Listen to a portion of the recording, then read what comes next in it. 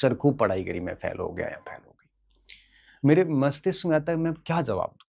इसलिए मुझे वीडियो बनाना पड़ा कि बेटा आपकी कमी आपसे बेहतर कोई नहीं जान सकता। हम सारी कॉमन कमियाँ बता सकते हैं, उनमें से आपने कौन-सी की है ये आपको ही पता है। एक व्यक्ति सबसे अगर ये कहें ना कि आपके बारे में सर्वाधिक कोई जानता है तो आप स्वयं हैं।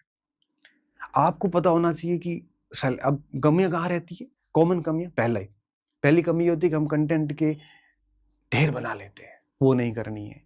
अब कई बच्चों ने ये किया होगा। मैं कहता हूँ कि हर पार्ट की एक-एक किताब ले लीजिए, आप कोई भी लीजिए, कोई फ़र्क नहीं पड़ता। दूसरी कमी दूसरी कमी ये होती है कि हम याद नहीं करते बल्कि हम उसको पढ़ते जाते हैं। अब पढ़ने से कुछ नहीं होता, उसको याद करना पड़ता है। आँखें बंद करके सोचिए कि आप उसको याद कर पा रहे कि नहीं पा रहे। कई बच्चे ऐसे होते हैं पढ़ते 20-20 बार है लेकिन याद किया नहीं उसको।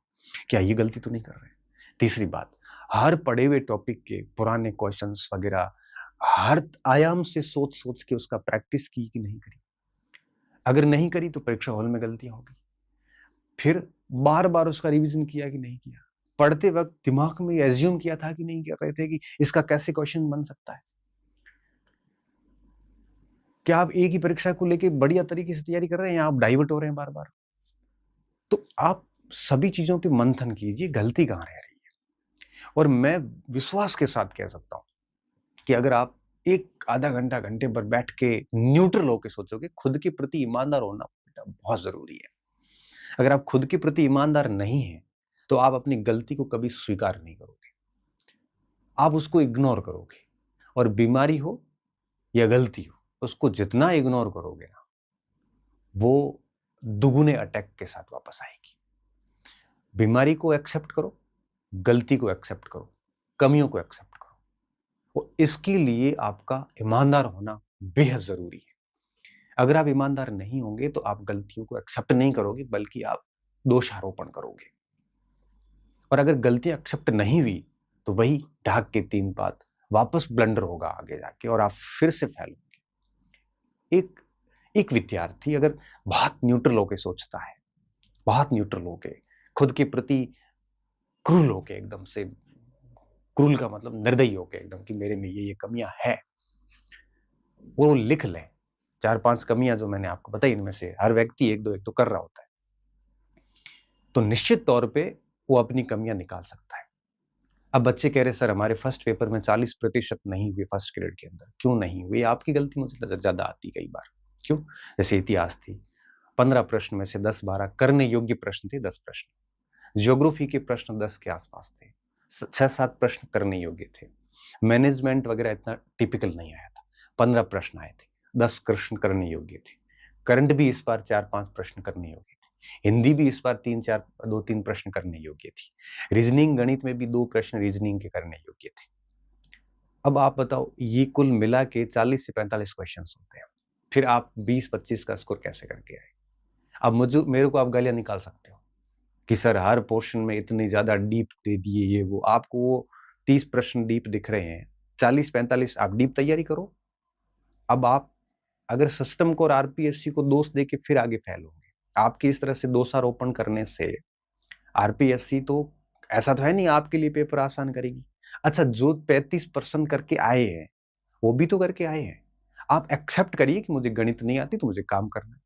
परीक्षा हॉल में आप एक्सेप्ट करोगे मेरी इस बात से कि आप एग्जाम हॉल के अंदर 5-5 6-6 गलतियां सिली मिस्टेक्स करके आए हो और आप आज आके पेपर देखना घर पे। आप अगर आज पेपर देखोगे ना तो आप मुझे कहोगे कि सर इसमें मुझे 40% तो आ रहे हैं अच्छे से। फिर गलती किसकी है? गलती बेटा हमारी है। हम दोष देके बच नहीं सकते। दोष देके आप कुछ समय के लिए खुद को खुश कर सकते हैं। आप आसपास के लोगों में ये बात बिठा सकते हैं कि मैं किस कारण से फेल हुआ। आप अपनी कमजोरियों को क्षणिक रूप से अस्वीकार कर सकते हो। तादत तादात्म्य बोलते क्या बोलते हैं साइकोलॉजी में वो स्थापित कर सकते हो। पर वापस फेल होंगे आगे जाके। इसलिए एक्सेप्ट कीजिए चीज़ों को, उस पे काम कीजिए। अब आप कह रहे हो सर परीक्षा हॉल में मिस्टेक हो गई, ये भी आपकी गलती क्यों हुई?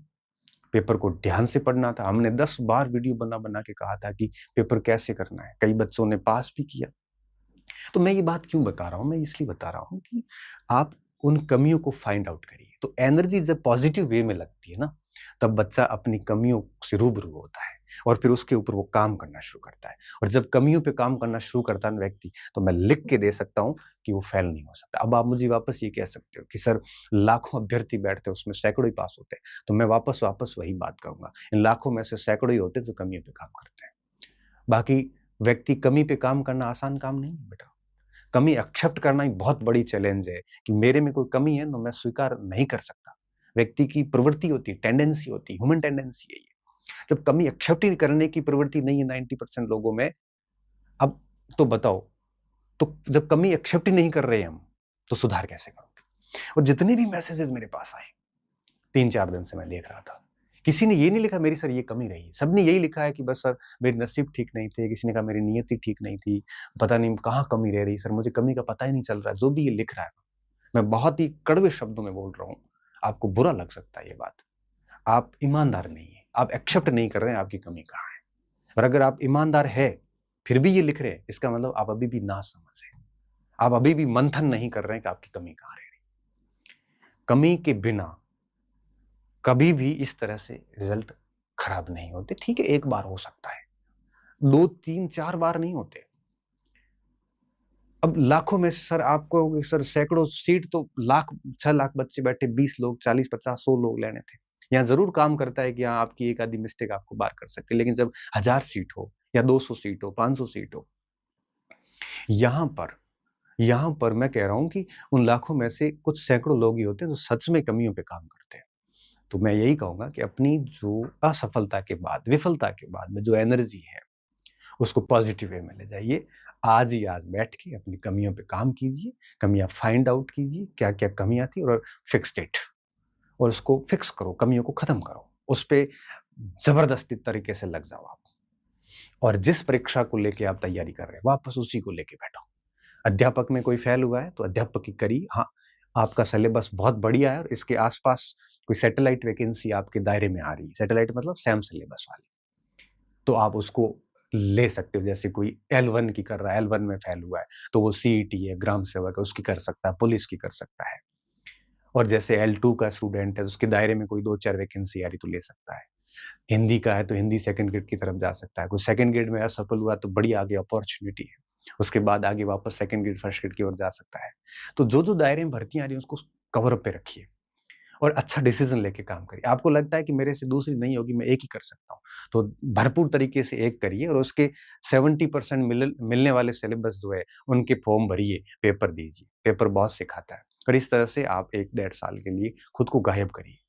सीमित कंटेंट रखिए, खुद पे काम करिए और जितना खुद पे काम करोगे, उतनी जितना पढ़ोगे उतनी आपको कमियाँ महसूस होगी। मैं आपको आज फिर से कह रहा हूँ कि 2026 अभी आप वापस पढ़ना शुरू करोगे ना, तब आपको पता चलेगा कि 25 में क्या कमियाँ रखी थी, इस कारण आप फेल हुए।